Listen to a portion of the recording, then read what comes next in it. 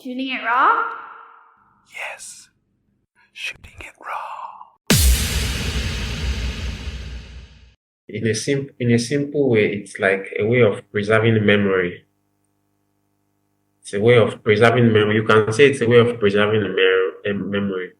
But coming from like an academic or scientific point of view, for people like myself that are into academics, when writing a manuscript of recently, one of the requirements is to have a graphical abstract. The graphical abstract is like a picture. It's like a pictorial summary of what your manuscript or what your research is about. So in that case, people say a picture says 1,000 words, right? So like you just have a picture that once someone takes a look at that, the person can tell, oh, this is what this is about.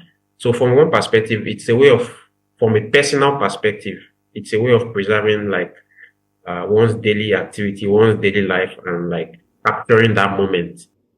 So it's a good way to keep a record of events. Like if you don't have a diary, you don't have a way of tracking your activities, taking pictures is a very, very good way to do that. So that's on one side. Then for the other side, it's for coming from the academic perspective, like I said before.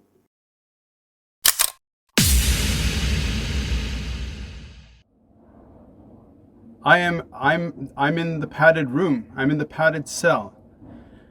Why am I in a padded cell? Because I can't get out here unless I get 1,000 subscribers. So please subscribe to the podcast, and then maybe they'll let me out. And to celebrate, I'll eat a whole Carolina Reaper and film it so you can laugh at me. So please, subscribe, share. Help me get out of this padded cell. Fantastic. Okay, so Charles Addey, yes? Am I saying your name correctly? Charles Addey? Yeah, Addey. Addey. So thank you so much for joining me. This is a real treat.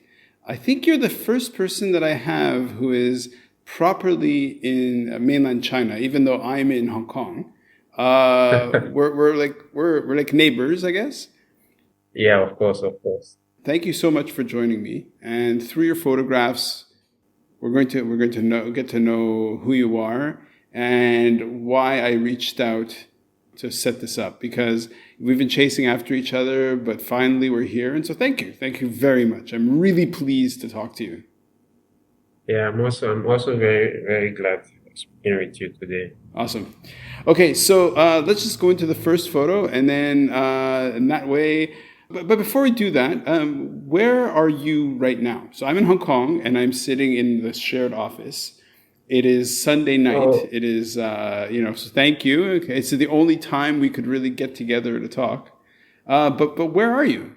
Yeah, I'm in China presently. I'm in a city called Xiamen. I'm in a city called Xiamen. So I just came here recently for a project. So how long have you lived in Xiamen? Yeah, I just came here less than a month, maybe a month. Okay. Yeah, but I've been in China for about more than 3 years now. Oh wow! Just a little over 3 years and few weeks. Okay, and you go from city to city on projects, or No, not really. I just concluded my master's degree. Oh wow! Okay. In my former city. So which masters in what area? Oh, my area is in oceanography. Okay. So I'm a chemical oceanographist. Okay. And how long was that? I mean, which university is that with? Yeah, that's at Zhejiang University. Okay. Zhejiang University is one of the top 3 universities in China. Okay. And where did you come from before that? Oh, I came from my country, Nigeria. Okay. Okay, so you're Nigerian. Okay. You know, I got an international scholarship. Oh, amazing. Yeah, really. I got an international scholarship to study for my master's. That's fantastic. Okay. So let's dive into the first photo. So if what I usually do is I describe the image. So it's a composite image where I assume you put this together, where there's a photograph of the side of a hill, which is kind of barren and not much, not much green on it. It's mostly rock and a little bit of moss. Behind, there's this one tree standing by itself, and the sky is just blue sky, and what looks to be like an icon or sort of graphic of what is like a kind of snail pushing I guess a round rock up a hill. So why would you like to start the conversation with this image? So my story today is like probably gonna be centered around myself, like my life and what my journey has been. Sure. Right from my growing up. So in a summary of that, it's like I feel like this photo gives a summary. Although I've not gotten to my final destination, like I'm still a work in progress in terms of my career, my growth and my personal life. But this picture, and I think it should resonate with a lot of people too. Probably at the end of the discussion, people who don't like have an insight to why I chose this photo should be able to read, oh, that's why. So like if the photo is kind of an abstract photo on its own, you don't like easily see a snail pushing a big stone or a big bowl up a hill on a regular day, right? Yeah. So, but it's just to give like an illustration of like a determined spirit. Like, okay, looking at the environment, you can see a hill. You can see the kind of environment, like the floor, it's rocky, and we have a snail, which represents like, if you're looking at it from an angle of speed, you know that a snail is very slow, right? And you see the snail has to push up that stone. So in this instance, this big stone that is being rolled up represents like probably your ambition, a task, or like something you want to achieve, something you desire, your future target, something like that. Yeah. And the snail is gradually pushing. So from the photo, you can see the snail is already halfway, right? Yeah. It's already halfway up the journey. And it's pushing. It's going against the free fall, going up. Yeah, And gravity. The higher you go, the more difficult it is. Sure. Because one, you already exhausted a lot of energy coming that way. So in this way, I look at life generally. Not everyone is privileged to have things on a platter. So I believe that my mantra is every progress you make, regardless of how fast, how slow. Progress is a progress, no matter how slow or how fast, as long as you are making progress, that's the most important thing. It may take this snail maybe 10 years to pull up that stone up, but as long as you get to you achieve your aim and your objective, which is pulling the stone up in this photo instance, or achieving, probably fulfilling your dreams of going to school, fulfilling your dream of starting a business, fulfilling a dream of starting a family, as long as you're able to achieve your goal, that's what matters. So take it one step at a time. You will definitely encounter maybe tribulations, hardships, definitely encounter things that will try to discourage and weigh you down and try to hinder your journey. But as long as you have the prize at heart, as long as you know your objective, no matter the time it takes, you keep pushing and you definitely get to the top. So that's what I feel when I try to use this photo to make that expression. That's fantastic.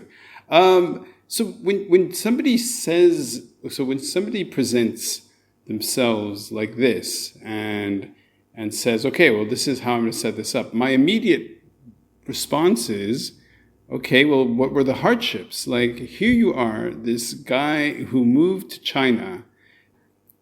What did your eyes do when you got off the plane, when you landed in China? Like, had you been before, or was it like, this is, I mean, a huge step to go, I'm going to go to China to do some studies? Yeah, when I got to China, like stepping down the plane, like I was really, I was like, in my mind, I was like, oh, I finally got here. I finally made it. Because coming to China was like my first, like really big international travel. Sure. And since I was coming for my studies, like I said before, I got an international scholarship. It's not every day, Yeah. or it's not just anyone that can get that. Yeah. So I was like, oh, I worked hard for this. I got it, and I finally arrived. Wow. Because prior to arriving, I really had a lot of I had like a very bad encounter at the embassy. My visa was rejected, so I didn't even think about that. Wow. I'm just I just thought about it now as part of those like obstacles one faces in life. Sure. So like I was I'm here finally. Yeah. So there was a sigh of relief, Yeah. Yeah. Yeah. and getting into China, like the environment, everything was all good. So are your I just studies in English or in Putonghua? in English. Really? Yeah, Okay. but in English. Wow. Okay. Okay. So are there a lot of international students with you, or are you just like this one Yeah, guy? yeah. Yeah, there are lots of international students. You know, China is trying to open up, so they are like they are trying to open up their educational like sector to like more foreigners to come in and see what the country is like, Mm-hmm. learn from their technology and stuff, and be able to grasp the recent technological advancements in Right. science and technology. Right. Right. Right. Okay. Okay. Well, look, we can stay on this image, which is very kind of poetic and very allegorical, and and very inspiring. And this is the podcast, right? It's about inspiring people. So yes, there's something very so. So is the image of the background of the hill? Is that a photo you made in Nigeria, or is this? Yeah, the image of the background I got from the internet. Okay. I searched for like creatable the CCA like command that can be used, not like the ones that are already licensed. Sure. Sure. Okay. So I did due diligence with that. Okay. Okay, no problem. Okay, but look, I love the idea of starting our conversation with a kind of a nice metaphor. Okay, well let's move on, because one of the pillars of the podcast is conservation, which is important to me. And so when you start off like this, this is totally at home for me. I'm 100% here. So do you want to go to the next photo, or do you want to keep staying? Yeah, sure we Okay. can. Sure Okay. we can. So this one here is called Harvesting My Catfish During My Undergraduate Studies, I imagine. So Yeah. so in the photograph, you're in your shorts and t-shirt. You're in a very kind of lush, looks kind of tropical. You have a net bag on grasses, and it's just full. It's quite large. It's probably full with about 1 to 200 fish, I guess. You can't really see that those are catfish, but behind you is what you can sort of see like it almost looks like a banana tree. And there's this black bucket, and your hands are dirty. You've clearly been hoisting stuff out of the mud. So is this a bag, or is this a net that caught the fish? I must say you have like very good like sight for observation. It's a net actually. Okay. So like the title of the just said, like I was actually harvesting my fish. I made I made some little investments back then in order to sustain myself, Wow. like during my undergraduate days. So the reason why I chose this photo, because on a like normally the life of like most young people, for someone still in the undergraduate, if you ask most people, many, well, not everybody's story is the same, right? Of course. If you ask most people, they were funded by their parents. Some got a scholarship, but there are also some people who had to work hard by themselves. If you have no intention to do anything illegal, if your desire is to be clean in terms of how you make money and in terms of how you live your life, then sometimes you just need to get your hands dirty. Yeah. When I say dirty, I mean like literally in the mud. Yeah. So that was what like this photo was all about. I think by doing my undergraduate study was for 5 years. Like it's the Federal University of Technology. So like most Federal University of Technologies in Nigeria, it's a 5 years program. Oh wow. I think I was in my third year. That was 2000 and 2013, 2014. Okay. So like the kind of person I am, like I have this like independent spirit, Sure. coming from my childhood. My parents, they've always been supportive in terms of schooling, academics. So my mindset was that, come on, you are grown up now. At least you should take off some burden on your parents. And then my family, like things weren't so as like rosy as before. Like I could see that the economy of my family was not as strong as before. So in my mind, I was like, you need to do something for yourself. So, and at the end of the day, I lived like how to say, I lived. My life was just different. During your youth, like the undergraduate, like most people are like the youthful exuberance. You want to go to the party, you want to hang out, with your friends, you want to wear the latest shoes, you want to wear the latest clothes, stuff like that. Those were part of the top priorities for like people in my age bracket For sure. then within the campus environment. But I was thinking like everybody is different. These people come from different backgrounds. Most of them, their parents are politicians, their parents are businessmen.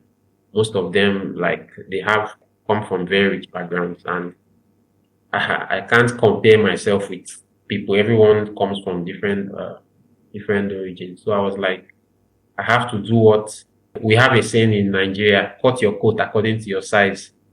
So you don't compare yourself with someone who receives probably maybe $2,000 monthly stipend from their parents, and you know that you don't even have a quarter of that. Right. So you just have to So think out of the box.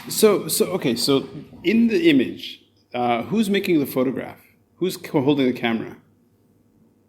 The one holding the camera, there were two people there actually. Okay. One was like the security. This location is at a farm. Okay. As you can see, it's a pond, an earthen pond. Okay. Like people into catfish business, there are different kinds of ponds. So this is like the earthen pond. Okay. The ground is dug and it's filled. Like there's a pumping machine filled with water. Yeah. And you can rear the fish. So the environment is like a farm. There's a poultry there. As you can see, there's a plantain, like a plantain farm behind. So it's like a big farm. Okay. Probably like 1 or 2 acres. Oh, okay. So people who rear the poultry, like the chicken, the turkey, ducks, rabbits, they have like a section for that. Okay. So this area was for the fish. Okay. I had no idea by setting up these conversations. We don't know each other at all. And I kind of I saw your name because of I was seeking somebody who's doing work in conservation, either in marine or in climate. And I saw your name and really have no idea, completely out of nowhere. So here you are in the photograph. How old are you in the photo? Uh, about maybe 22, 23. Sure. Yeah, yeah. You look young. Your hands are like, so, and this bag probably carries. Right now, you can just sort of see the fish bodies inside that you've just kind of harvested, and I would imagine that if you weigh, for example, 60 kilos, that you easily have 60 kilos of fish in that bag. Like you have just kind of pulled out through this sort of net your weight in fish for either for consuming, for food, or to sell. And as you said, this is kind of like an entrepreneurial decision where you're like, okay, I need to kind of bring in extra income for your family, I guess. So it was this while you were studying or in between semesters? While I was studying, Okay. in between the semesters, the holidays are not so long, and to get a fish from the hatchling stage, like the stage where the fishes are hatched, to the stage where they are harvested, takes about maybe 3 to 4 months, Okay. depend on how large the size you want. Yeah. This was about probably maybe within more than 3 months, but not up to 4 months Okay. that I harvested this set. So just like you said, it was to make ends meet. This is just one of the pictures that I used, but besides this, I had a whole lot of other hustles I was doing. Like I had some motorbikes I bought like during my undergraduate. Very, very unusual because most of my colleagues then, they just stayed in very, very beautiful places close to the school. You Sure. know, the closer you are to the university campus, the more expensive it is, right? Uh-huh. So I lived a little bit farther away, not so far, but like far, like an outskirt from the university. Like, you know, Sure. there are some areas that are considered close to campus and some areas that are off. So I was able to interact more with locals there. Right. You know, in the school environment, you interact more with the students. Yeah. But over there, I was able to interact more with the locals. So I saw like a lot of opportunities in that environment. Right. So I said, this one is one of them. So like I said, I bought like a motorcycle. I think I had 2 motorcycles then. Wow. So they were on like a daily, they had to remit, I rented out the motorcycles to 2 locals there. So they had to remit daily to me. Okay. So it was just like a way to make ends meet Right. for myself and So- also assist back home too. Okay, so how far? Okay, so I have so many questions. So how far was back home from where you were at the university? It was so far. It was very far. Maybe about 300 kilometers. Okay, okay. Well, you know, I'm Canadian, right? So I live in Hong Kong, but I came here from Canada. And, you know, Okay. I mean, Canada is a very big country. So when people say it's so far, my scale is a bit bigger than yours. Your scale is much larger. Canada is so big. Like, for example, when I met my wife, she was living in Montreal and I was living in Toronto. Hmm. And to give you an idea, the cities are about 700 kilometers apart. And when we met, she would either rent a car and drive down and spend the weekend, or I would hitchhike up to Montreal and I'd spend the weekend. And Yeah, that's quite much. Yeah, a lot of I have a lot of friends in Canada, and also I also like, at least I have a good knowledge of geography also. yeah, So most of my friends always say it's cheaper to fly outside Canada than to fly Within Canada. within. So I find that very crazy, honestly. so in your family, how many brothers and sisters are you? I have 2 brothers, but one is late actually, Okay. the most elderly one. So I just have one brother. So are you all like, so for you're very entrepreneurial, you're very like, I mean, out of necessity, you're like, okay, well, I'm going to buy 2 motorcycles and I'll rent them out and I'm going to harvest some fish. And so, you know, you're a very proactive, you're a self-starter. And so, I mean, where did this come from? Did it come from your parents? Did you come from out of nowhere? Like, how did this habit grow inside you? Yeah, well, that's a very good question. My mom has always been a business person, a very strong businesswoman. So I always look up to her Okay. as like a very nice role model. Since I can remember from my childhood, she has always been into business, and up till date, she's still a businesswoman. So, and looking at that from my own perspective, personally, I am of the school of thought the richest people in the world are business people. I don't know if you agree with me, but that's what I think. And from the statistics, you can say that you look at Microsoft, you look at Facebook. In Nigeria, the richest person is a business person. So you hardly find someone who is doing a eight to five job, and you say such person is the most wealthiest person in the country. Mm-hmm. I'm sure even in Canada, it should be the same. That's The the same. richest person, like, so business, but not everyone can do business. Sure. That's it. So there are certain principles. So I always observe the way she runs her business and the processes and the characters and attributes Yeah. like someone leading a business should have. So, and besides that, the personal training, growing up, our parents, my mom and dad, they always instill in us discipline, honesty. These are key virtues Mm-hmm. that everyone should have. Mm-hmm. So,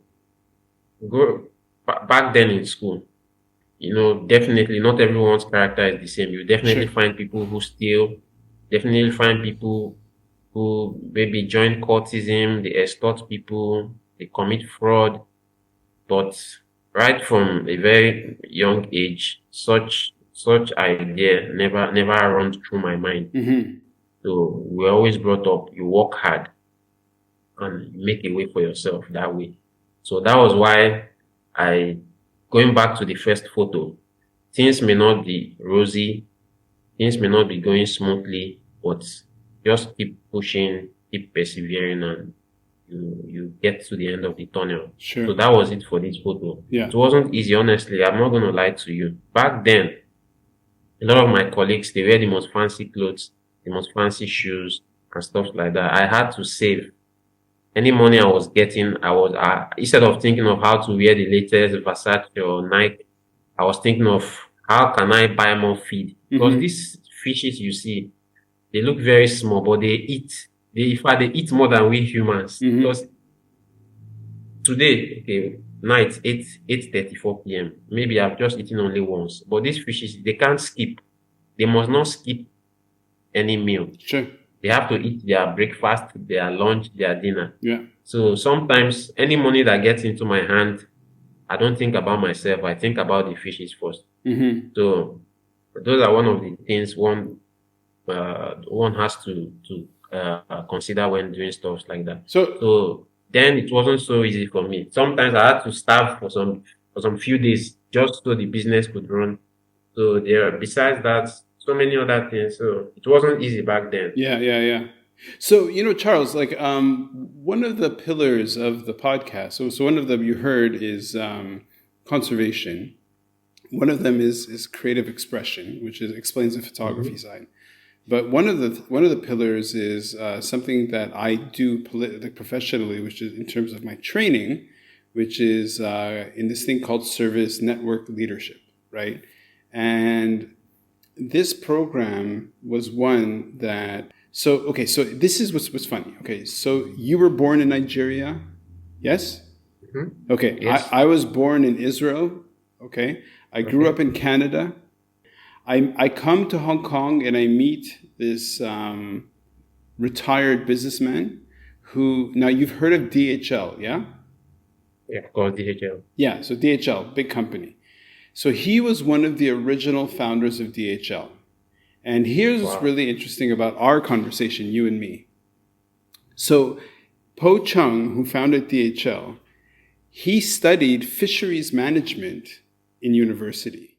Interesting. So one of the things that he studied was how to raise fish and how to take care of fish and how to, their biology, and also their in terms of their habitats, in terms of their what they need to eat and everything. So when you're telling me as a young entrepreneur that while your other students and friends were going out to buy clothes and everything, you wouldn't eat because you had to buy feed for your catfish. I'm just like, this is perfect. This is right up there. I love it. I love it. Yeah, it's one of those stories. One, like, it wasn't. We always say things are not smiling. Like, I wasn't smiling back then due to the situation of things, and in fact, if you look at the photo, maybe I don't know if you'll be able to see clearly from this, like the difference in, like, maybe my weight or my stature. Then I was so thin. Because sometimes maybe a day I just have one meal, Right. and I don't have to think about how the fishes will survive, and because if they don't eat very well, Sure. it will definitely affect their growth Of course. and stuff like that. So here's something that the Poe was saying, right? So he was saying, how do you create a global network of couriers to be healthy and happy and everything? So he was just like, well, I treated them like they were my fish. I made sure my couriers were like my fish, that they ate well, that they were healthy, that their habitat was good. So, you're telling me this is what this man who's in his 70s has been telling me. You're I don't know, what is it about fish that's so great? Yeah, the fish is delicious one, because I must tell you for a fact that day I didn't just sell all these fish. I took some home and I made a very delicious catfish pepper soup. Nice.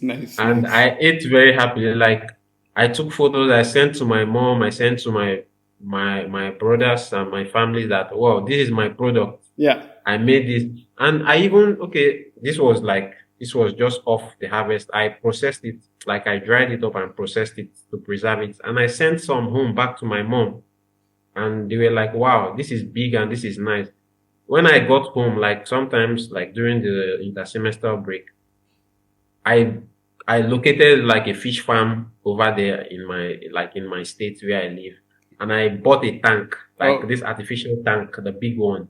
I bought it up, I kept it at home, and I made sure I bought some fish. I bought about maybe 200 fingerlings. Oh, wow. And I told them to rear it back home there. Oh, and wow. they did.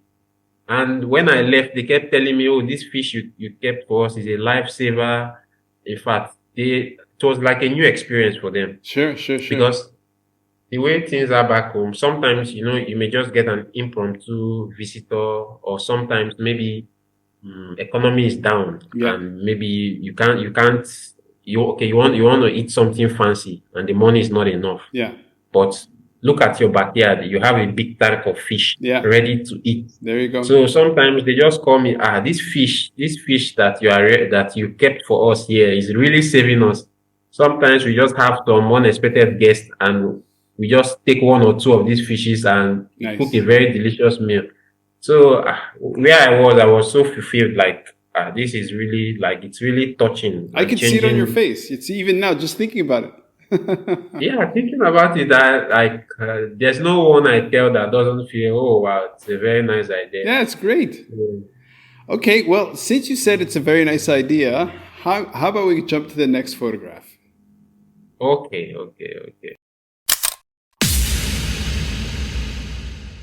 So there are two photographs together and making this composite image.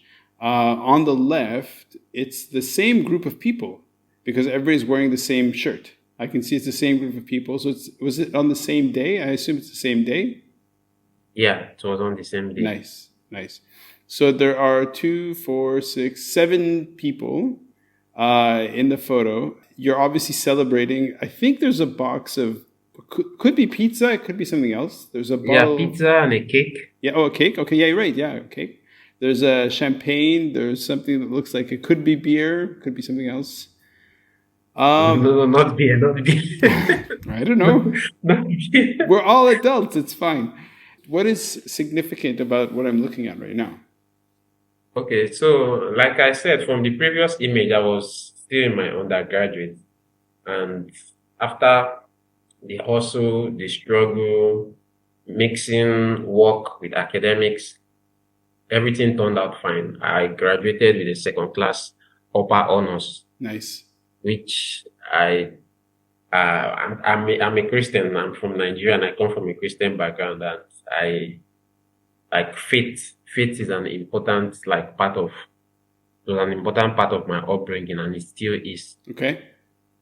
So I'm always grateful to God for like keeping me through and making my life go smoothly despite any challenges and the combination of the different struggles from an academic point of view, from the financial point of view, and running a business, mixing academics and work and all those other events.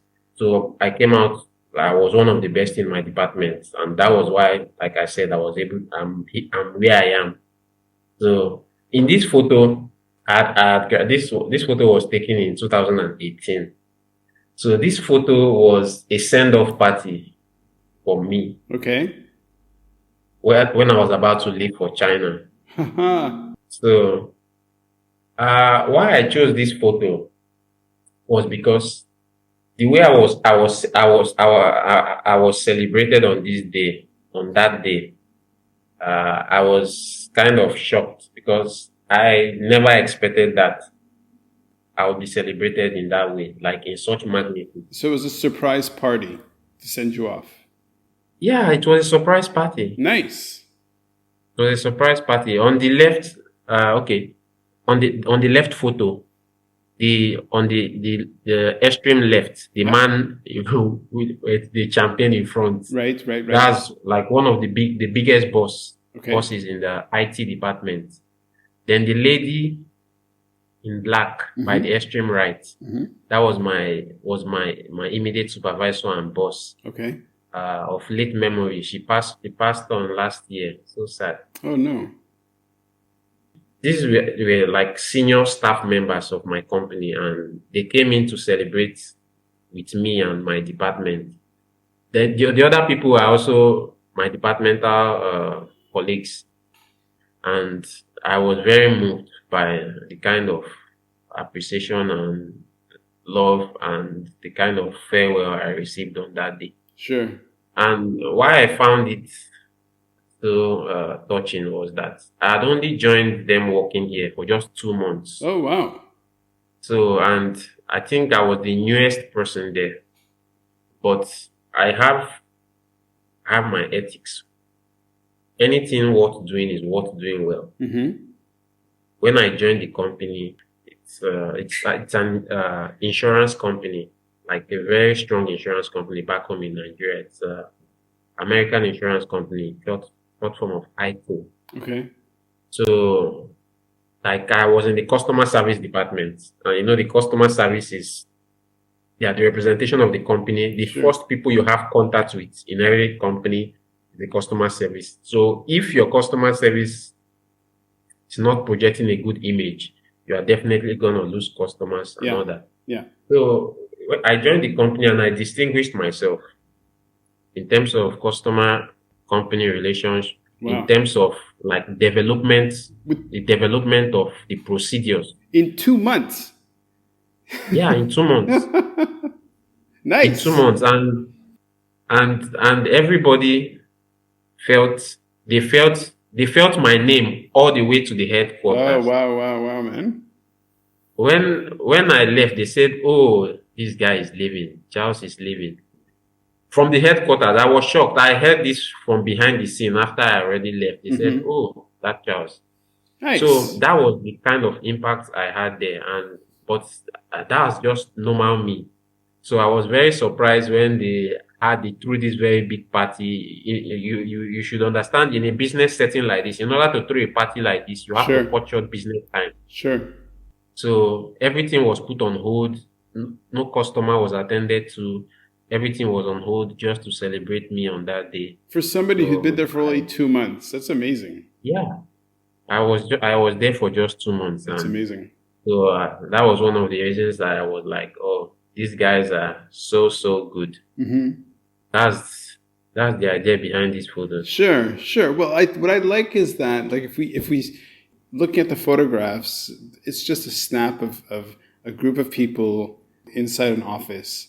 Photographically, it's not that remarkable, but the story of the photographs is remarkable because, I mean, you're just there 2 months.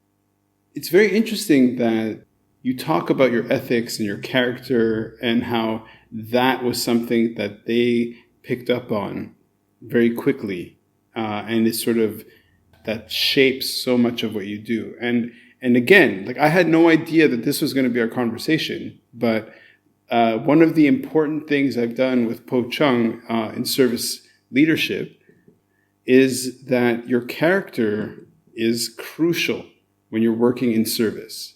When you're working with people, your character is by far the most important. So this is such a great illustration.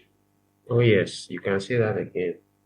So in this photo, my take-home message to like our listeners and people who will be tuning in like to the channel, wherever you find yourself, just try to make a difference. One of my auntie always says, if you go somewhere and after you leave, people do not feel your absence, that means you didn't make any impact. Mm-hmm. Why this may not be generally applicable, but in most situations, this is obtainable.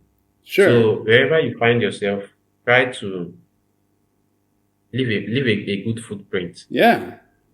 I'm very sure if the people, they always message me, Charles, when are you coming back? Will you come back to ICO? So I'm very sure in my heart, if I go back and I get back to Nigeria, I need a job.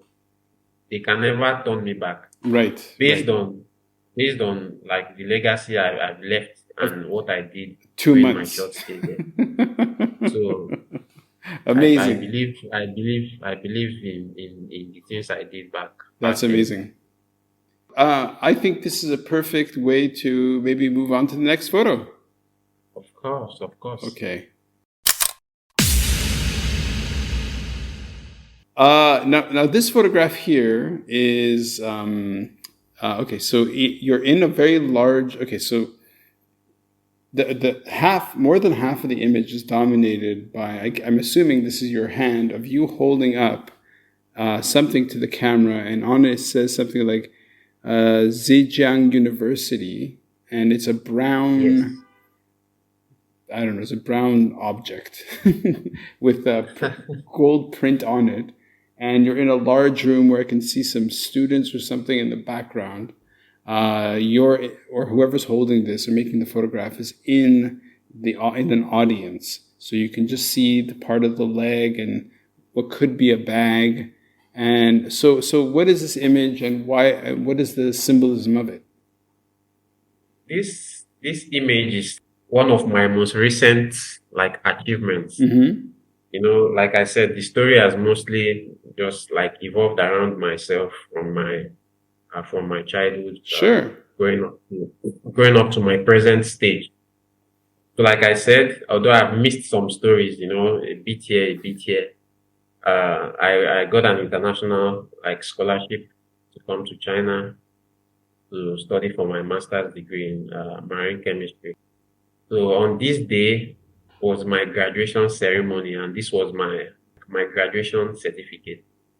For people who know China very well, they know that Zhejiang University, if you are in any, like if you find yourself in any difficult situation, probably with police, immigration, and this is a foreign student from Zhejiang University, they look at you, oh, this guy must be doing the right thing, like getting into such a top university. They know that, oh, the government will not just admit Sure. any kind of person. So it was a very, very important, and a very touching day for me. Mm-hmm. Because it's not easy to graduate from a university. In fact, it's not easy to have a bachelor's degree, not to talk of having a master's degree from a university like Zhejiang University. So Zhejiang University is in what city? Listen, I am completely ignorant. Yeah, Zhejiang University is in Zhejiang province Okay. in Hangzhou. Okay. And what about this university really stands apart? They stand apart in like their engineering, and they also stand apart in their marine science. Like I got awarded the marine scholarship. Yeah. So it's one of the top 5 universities in China that have strong background in marine science. Okay. So that was under one of the programs that I was able to come in. So I took the photo, like that's Right. my hand there. Right. So the background you can see, like it's a degree awarding ceremony for those that have successfully completed the program. So it was a 3-year program, master's a 3-year program. You have to work hard. You have to publish. You have to get a publication, which is not easy. Sure. It's a very although like my recent philosophy is that publication is a skill. Once you start and you're consistent with what you do, you'll be able to find it easier as time goes by. Sure. So for someone starting out a career in academics, you definitely know that having your first publication is not gonna be like a walk in the park. Hmm. It was a very tough period for me, but I'm very happy. I was able to scale through. I was able to successfully conclude my program. Yeah. So that's why I titled that. This is my reward Yeah, for for the sure. For last 3 years sure. hard work. So, I mean, this is marine chemistry. So, why did you choose marine chemistry of all things? Yeah, a very interesting question. I thought I wasn't going to go there because of our time. You know, climate change is one of the issues, like it's one of the most pressing issues right now. Yeah. Climate change and global warming. So through my program, I'm able to study the global carbon cycle, especially with regards to the ocean, like ocean carbon cycle. Okay. For viewers who don't have the background in climate change, the CO2 that we breathe out, it's called a greenhouse gas. And this gas is trapped in the atmosphere, and it has the ability to trap heat. Instead of the heat to escape into like space or the vacuum outside, it traps this heat and sends it back down to earth. So it gradually increases the temperature of earth. And so the process is a little complicated, like the chemistry of the process is complicated. You have the CO2 in the air, we have the CO2 in the water. Yeah. So whenever the CO2 in the air is more, it gets into the ocean. Whenever the CO2 in the ocean is more, it escapes and gets into the air. Right. So the chemistry of all this leads to like the clear understanding of what's going on with our climate. Sure. Is the climate getting warmer? At what rate is it getting warmer? So that's basically what my study was about. Did your degree have so for example, a master's degree? Some masters are shaped around some research. Some masters are less around research. So was yours a research-based degree, or was it more of a... Yeah, Okay. yeah. That's what I said. Like it's a research-based, the 3 years program. Right. Most times when you find a master's of a 3 years program or even 2 years, once it's more than 2 years, you should know. Most often, a research-based program. Yeah. And mine was 3 years. And like I said, you have to publish. You are not just a thesis-based masters. You Yeah. have to write a manuscript and send it to a journal for peer review. Right. Right. After the manuscript is accepted, then you can finally graduate and find yourself in this graduation awarding ceremony. What was the title of your research thesis? Oh, the title of my research thesis was like spatial and temporal variability of CO2 and SE flux in the Pacific Ocean. I worked on the North Pacific Ocean. North Pacific. So yeah, I worked on North Pacific Ocean. So what was your field research like? How long did you spend out at sea? I didn't spend time at sea. Every project's aim and objective is kind of different, and there are so many limiting factors like funding and like the availability of the equipment are some of the Okay, hold on, hold on, challenges we face in academic work. hold on, hold on. You know that. I don't want to be a conspiracy I theorist. I have to ask you. Okay. Okay, so let's start that again because look, Can you hear me? it's funny how once we start talking about this stuff, all of a sudden the signal goes bad. So, okay, how about you tell me again what you just mentioned? So, Yeah, I think the signal went bad. I didn't know it also affected your side also. so, but for example, like, did you go out? Did you use primary field data, or were you just doing analysis of field data? Yeah, I was doing analysis of field data. I didn't go into the field myself. Right. Like I was saying, like I used a very, very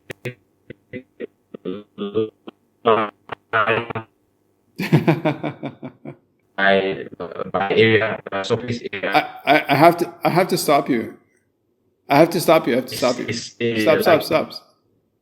It's funny how now that we're talking about this stuff, all of a sudden the audio goes bad. So can you repeat? Can you repeat the last Okay. minute, please? Yeah, I was saying, you know, like finance is one of like the major things in like it's one of the major criteria in order to carry out a very, very comprehensive research in terms of the temporal coverage and the spatial coverage. In China, we have 4 seasons. So these seasons, there is a lot of variability in terms of like the carbonate parameters or the characteristics of features in the ocean. So we have to take readings like data readings all throughout the year. Finance is very important. So for example, in order to rent a ship, a research vessel, for you to like carry out an expedition per day, you should be spending nothing less than maybe 20,000 or 30,000 US dollars, if I'm not even underestimating, because the machinery, the time at sea, the welfare of the crew and the scientists on board, it costs a lot. Yeah. And imagine if you need to get a very good quality data, you need to spend a lot of time there. So the project was not having that much fund. So we opt to use the secondary data, Right. and which I also found like very, very useful because it helped me build my analysis skills in terms of working with very large amount of data. Right. So we use the secondary data from different organizations. Like there are several collaborations, like in like oceanography, for acquiring data. So we used such data from those different organizations, and we were able to get a very comprehensive like database to carry out our Okay. own research. Right. And this is for Northern Pacific. And is this something that fed into other studies or to other policy, or like where do you see your research fitting into the bigger picture? Yeah, how my research fits in. My research, through the kind of research I do, will be able to tell if the ocean is taking more carbon dioxide, more CO2, or it's releasing more CO2. At present, the ocean is taking in a lot of CO2, and this is not so good for like the environment, because this leads to the more the ocean takes up CO2, the more the ocean becomes acidic. And this leads to like a global phenomenon which you might have heard of, ocean acidification. Ocean acidification, like the name says, acidification, acid. Nobody plays with acid. If you play with acid, you get toasted. So when the ocean becomes more acidified, it's very bad for like the organisms in the ocean, the fishes, the crabs, the snails, in fact, most, it's very bad for Yeah. all sea organisms. So especially the organisms that build their shells using calcium. When the ocean acidifies, it dissolves these calcium building organisms, Yeah. and they are not able to build their shells anymore.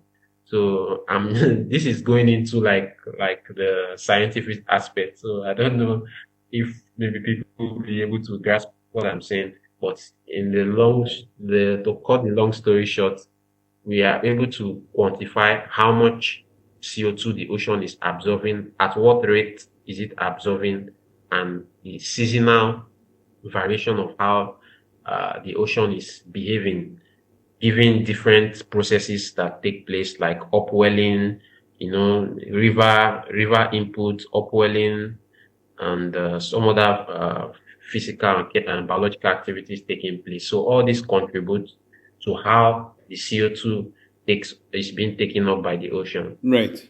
Right. Okay.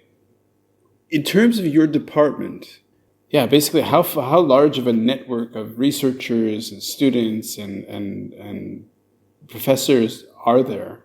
Yeah, it's a very large network, not just in China, but like research is about collaboration. If you want to go far, you have to collaborate with people in like similar field in other places, because Sure. they will definitely have their own observation and they will definitely have their own interpretation. Mm-hmm. That's why everybody, when you do your research, you have to publish your findings. What did you find here? And I'll tell you what I found in my own place. So that's what makes like the research community build up. So in our team, we have a very, very international team. People from China, people from the US, people from Europe, all collaborating together. The group, like, it's not, I won't say it's so big or so small, but at least there are certain aspects of like climate change and ocean variability is being handled by certain people. Like I said, in the project I worked on quantifying the ocean's uptake of CO2. Some people, I remember clearly, one of the professors working on like climate change intervention through carbon dioxide removal. So she was working on artificial upwelling and downwelling.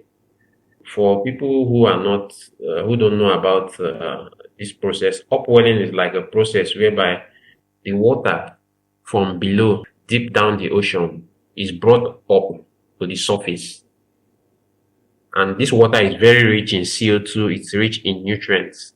So when this water is brought up to the surface, we have fishes, we have like other small microorganisms. The surface is kind of warmer due to the rays of the sun. So this enables photosynthesis, and there's a massive biological activity taking place. So in in regions like this, it's a very, very dynamic environment. So you have an event that is bringing up plenty nutrients upward, and you have an event that is clearing out this nutrient and CO2. So it's like a very complicated system. Sure. So there are some places where these nutrients are not available. So what some other people are trying to do, they are trying to like pass a pipe, just the way like gasoline and fuel are being channeled through pipes from one city to another. Yeah. So in that area of the ocean where there is surplus nutrients, there's a procedure called like artificial upwelling or downwelling. So whatever the case, they take from an area of surplus and move it to an area where there's a deficiency. Right, right. So in this way, they're able to balance and stabilize the environment. So people are working on several other options. A way to, like I mentioned before, ocean acidification. There's a way to counter the effect of how the pH drops. Some other people are also working on capturing the CO2 in the air. Yeah. Like I said, the CO2 we breathe out, the CO2 from emissions from industries and exhaust of cars. This CO2 pile up in the air, in the atmosphere, and it can't leave the upper atmosphere. So some companies are working on this excess CO2. I will call it anthropogenic CO2. Anthropogenic is another way of saying human induced CO2. Like this CO2, some people capture it. Some companies are trying to capture it and store it away. Sure. So the more we capture, the more CO2 we remove from the atmosphere, the better for our climate in terms of reducing Earth's temperature. Sure. Because if the Earth's temperature should keep increasing at the rate it is, there are so many severe consequences. Like in the polar regions, Greenland, they definitely experience a lot of melting. And once those ice melt, the sea level will definitely increase. You find like coastal cities will definitely be flooded. Places like Shanghai, places like my country in Lagos, Nigeria. So all the coastal cities will definitely feel the effect. Right. And there are so many like terrible activities that are going to take place. So that's why it's very important to stabilize the climate.